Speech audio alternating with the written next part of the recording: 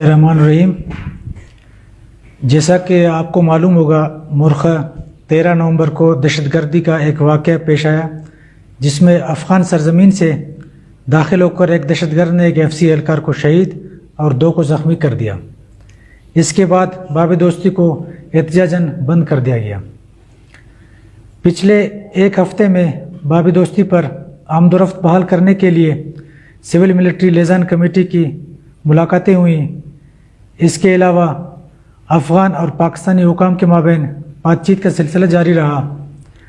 افغان حکام نے ان ملاقاتوں کے دوران اس واقعے پر گہرے افسوس اور غم کا اظہار کیا اور یہ یقین دلایا کہ مجرم کو ہر صورت میں جلد گرفتار کیا جائے گا اور سخت سے سخت سزا دی جائے گی۔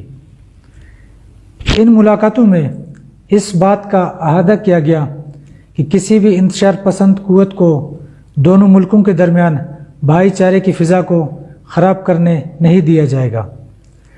بہت سے انتشار پسندوں نے بے بس اور مجبور لوگوں کو استعمال کر کے سرحد کے دونوں اطراف حالات کو خراب کر کے اپنے ناکام عزائم پورے کرنے کی کوشش کی، لیکن دونوں ملکوں کے حکام اور عوام نے مل کر ان کو ناکام کیا اور بھائی چارے کی فضا کو قائم رکھا۔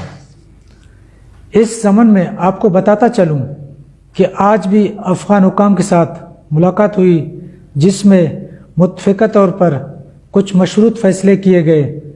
اس ملاقات کے بعد سول ملٹری لیزان کمیٹی کو ان کی مشاورت سے کیے گئے فیصلوں سے آگاہ کیا گیا۔